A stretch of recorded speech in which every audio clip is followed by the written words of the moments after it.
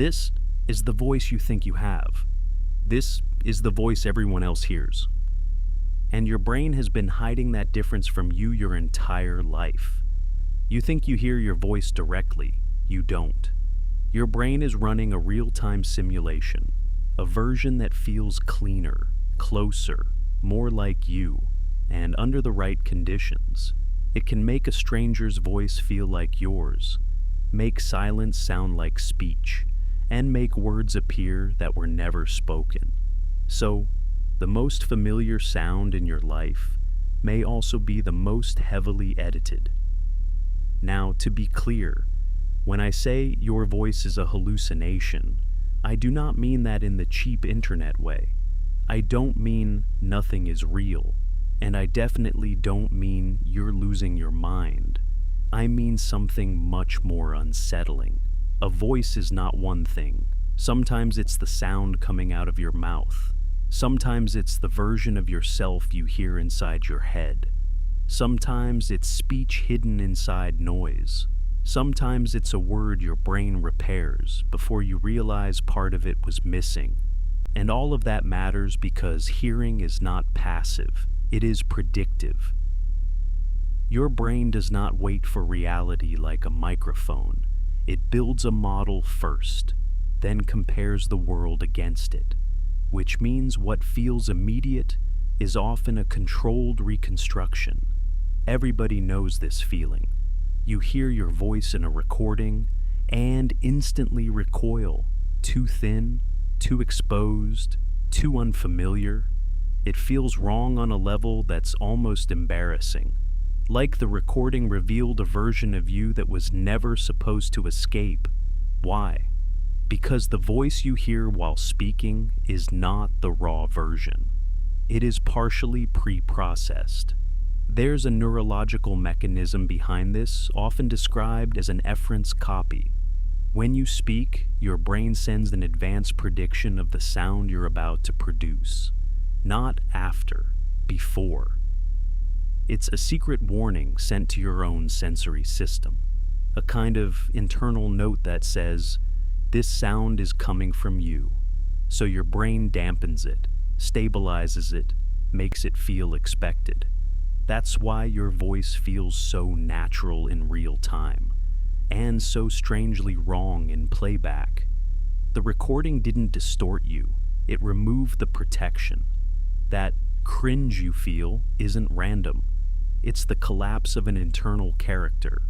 Your brain has spent years building a version of you that sounds grounded, coherent, familiar.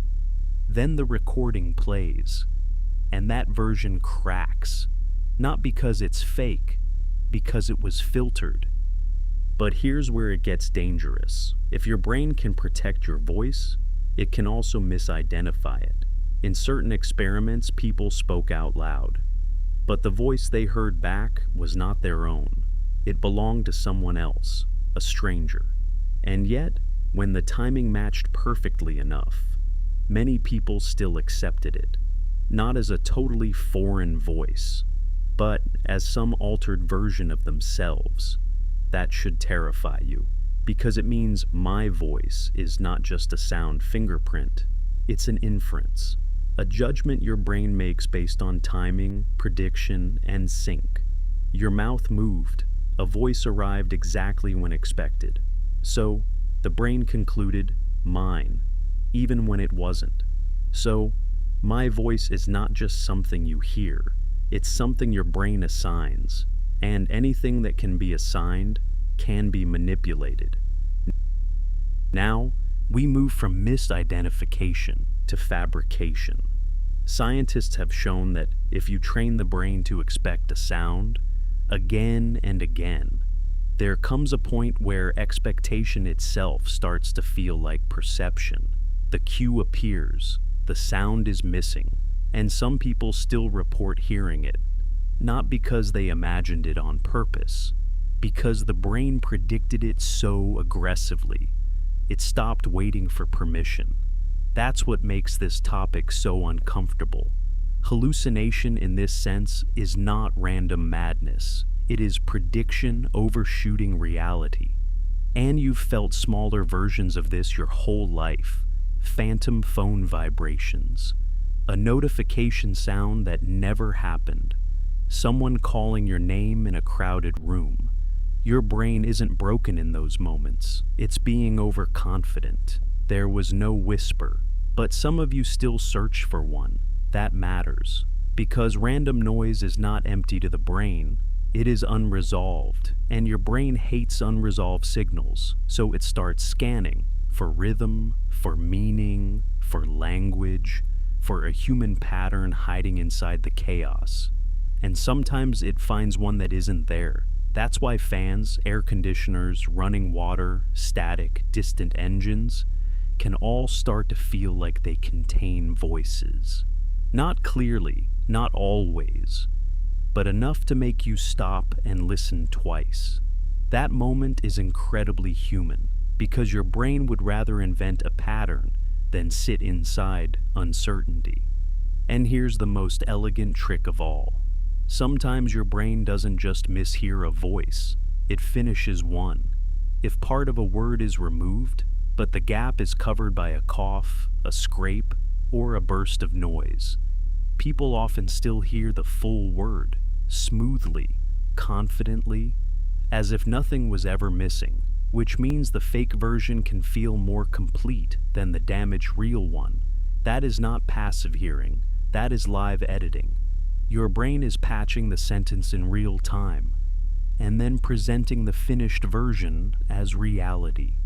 That's why conversations in noisy places feel more complete than they should. A bad phone line, a half-heard sentence, someone speaking from another room. You think you heard them, but often what you actually heard was some of it, plus your brain's reconstruction. And once you realize that, so many awkward human moments make sense. How often do arguments begin because somebody is sure they heard something that was only partially there?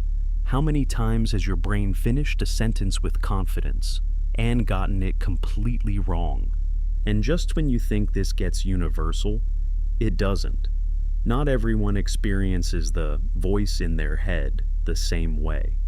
For some people, thought feels verbal. For others, it feels silent, abstract, compressed, more like knowing than hearing, which means even your most private sense of self, the voice you thought was the most direct, most obvious proof of you, isn't standard. It's just one brain style, one interface, one version of consciousness among many. And this is where the subject stops being a cool illusion and starts becoming a serious reminder. Because there are real situations where people hear voices, sounds, or music with no external source. Sometimes around sleep, sometimes with hearing changes, sometimes for reasons that need proper medical attention. And the point is not to flatten all of that into one dramatic sentence. The point is to understand the deeper mechanism underneath it.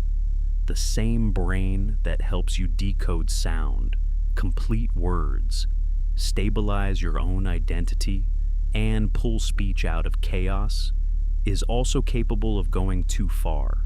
Usually, prediction is a superpower. It helps the world feel smooth, continuous, stable, but under the wrong conditions, that same power can become intrusive.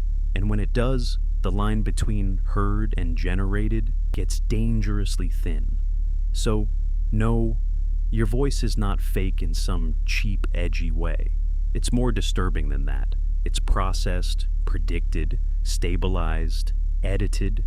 Your brain takes vibrations, decides what they mean, labels which ones belong to you, fills in what's missing, and hands you the final version so fast.